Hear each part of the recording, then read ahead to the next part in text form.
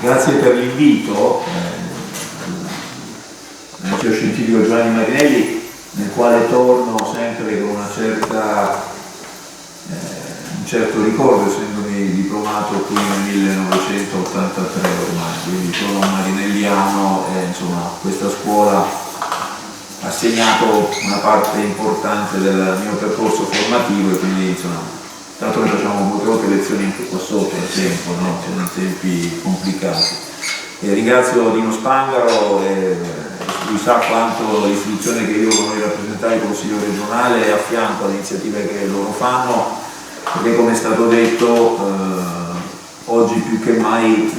il loro ruolo, un ruolo importante, quasi io direi imprescindibile nella difesa, ma anche nella divulgazione, nella riflessione rispetto ai principi fondamentali che sono scritti nella nostra Costituzione, che è definita da molti tra le più belle al mondo e che insomma è il frutto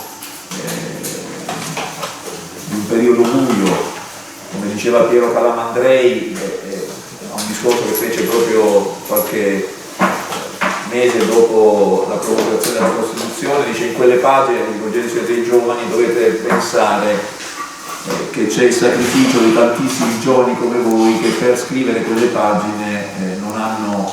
pensato un minuto a donare la propria vita, a sacrificare il bene supremo che è la vita per un bene ancora più alto che è la libertà e la possibilità di giustizia e di verità. E quindi in quelle carte, in quelle pagine c'è voglio dire, il sangue di questi giovani, la vita di questi giovani e giovanissimi, quindi bene fa ampi a difendere, a lavorare, e vedo che anche, insomma, anche un percorso di ringiovanimento, perché sono anche tanti che si avvicinano alla vostra associazione con questo spirito. Complimenti e diciamo così un sostegno anche a vicini e lontani, come è stato definito nell'inaugurazione che credo sia stata ieri, da molti che sono intervenuti, un incubatore di cultura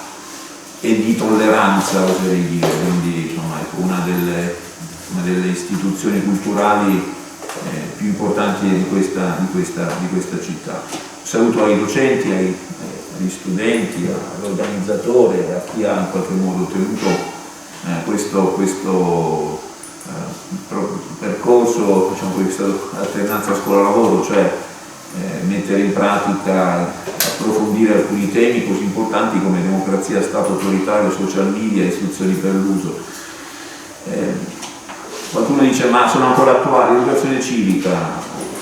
l'insegnamento del valore della democrazia è ancora attuale in un mondo nel quale si parla di democrazia liquida, si parla di decrescita felice, cioè di perdita di valori.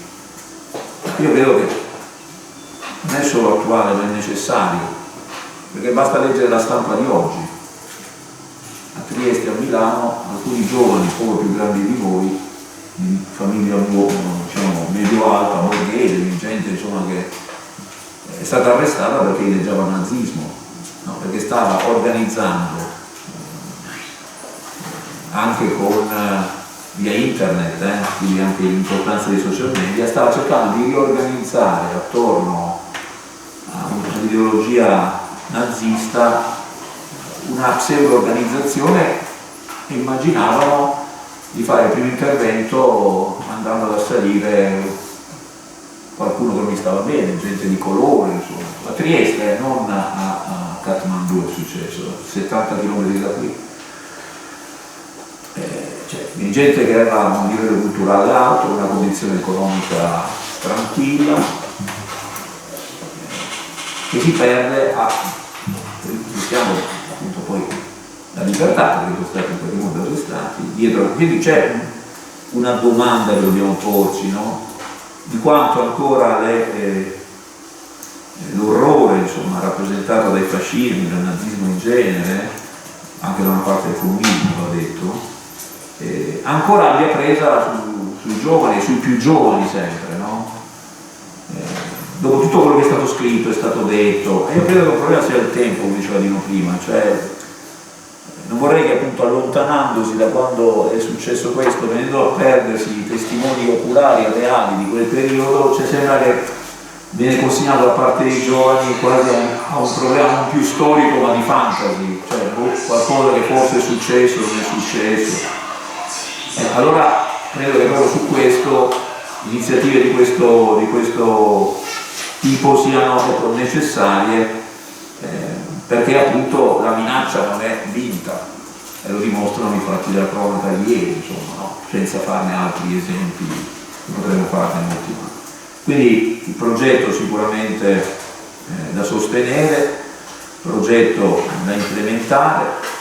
e sono qui come Presidente del Consiglio regionale perché ritengo che le istituzioni abbiano una responsabilità rispetto alla difesa di quei principi costituzionali a cui facevamo riferimento, la democrazia, la libertà, la verità, la giustizia,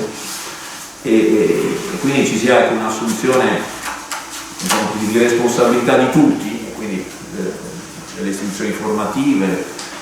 dell'associazionismo, del volontarismo, ma anche, ecco, delle istituzioni. E quindi sono curioso di vedere, insomma, poi qual è il frutto di questo progetto, perché poi, insomma, io sono vecchio, quindi certo capire poi le interazioni tra questi concetti e i nuovi strumenti di comunicazione penso che sia un'altra cosa che dovremo anche come istituzioni indagare, perché è lì che ci sarà il confronto nel futuro per promuovere questi valori. Se noi lo facciamo da altre parti e ci sfugge quello, rischiamo di lasciare quegli strumenti in mano che invece li sa usare molto bene per creare odio e violenza. Quindi grazie ancora e buona giornata a tutti.